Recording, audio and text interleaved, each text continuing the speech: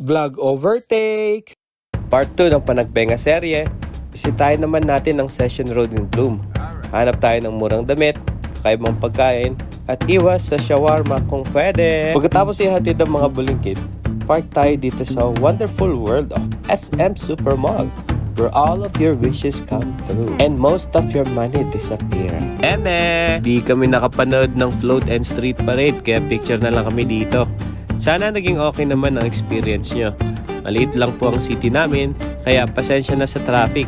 Next time, lakad na lang po kung kaya. Matagal na namin pangarap kumain dito, pero di pa naman kami gutom. Kaya tingin-tingin muna. Wala pang magpa-perform, kaya pa-picture muna si Mami. Wow! Reporter yan. Happy talaga ako sa'yo, promise! Next is hanap naman tayo ng pagkain ng mga bulinggit. Sarap tignan. Magugustuhan kaya to ng mga kids. Punta naman tayo sa UB, tapat ng Le Chef. Gutom na daw siya. Tignan natin ang menu para may pagpipilian mamaya. Nakaw! Pumupo na. Busog pa nga tayo, di ba? Hanap din tayo ng sombrero ni Mami. Yeehaw! Bagay essentials yan. Dapat meron ka neto. Masaya naman ako niyan. Di ka convinced? Eto oh. Hanap din tayo ng pan-display sa bahay. Pagkakaroon din kami niyan. Pero, for now, tingin lang muna. Daan muna tayo ng Assumption. Dito maraming murang snacks. Baka dito rin kasi kami dumaan ng mga bulinggit mamaya eh. Dito may tanggulo, smoking balls, magic ice cream to the fourth power. Dito hanap tayo ng Lucky Charms. Hanap tayo ng pampaswerte at pampalis ng swerte ka talaga sa akin. Special shoutout sa Itag Pizzeria. Kung hanap nyo naman ang pizza na may local flavor, dito na kayo. Matagal ko na rin balak bumili ng Pasiking. Ang angas niya kasing tignan. At hanap din ako ng pwedeng paglagyan ng mga gamit na pang vlog. Forma din netong sakat. Kala ko pang Ragnarok lang to eh. Nakita rin namin dito si Melissa. Don't forget to eat your vegetables, baby Joshua. So you'll grow up foggy like me. Eme! And you know that's a lie. Let's look at Animal C in its natural habitat, where may make tawad-tawad the clothes and buy it for cheap. Thank you sa mga kuya natin dito. Sobrang babait nila, promise. Kaya kami napabili. Thank you ulit kuya. Meet friend number 2, Johnny Cell. Say hi to the camera. Mga oras na to, nagugutom na ako. Huwag kang bibigay. Lumayo ka. Huwag ka. Hindi ka mainang nilalang. Huwag kang bibili.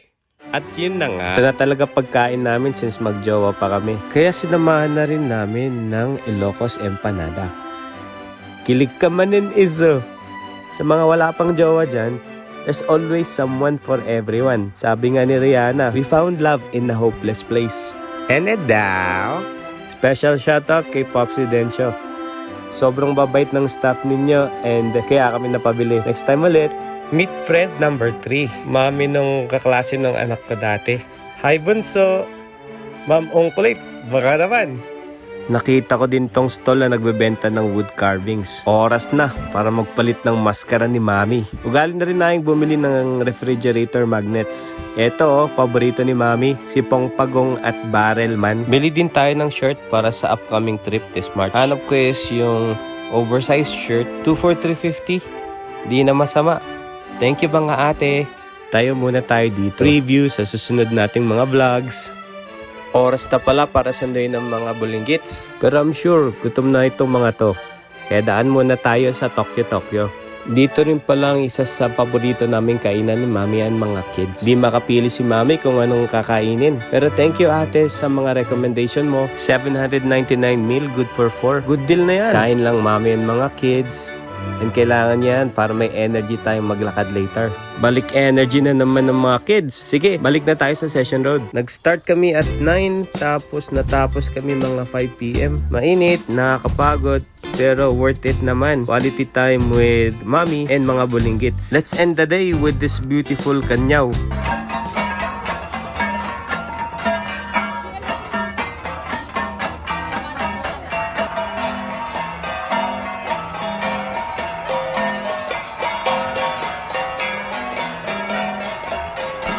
Bye vlog! See you on my guys next!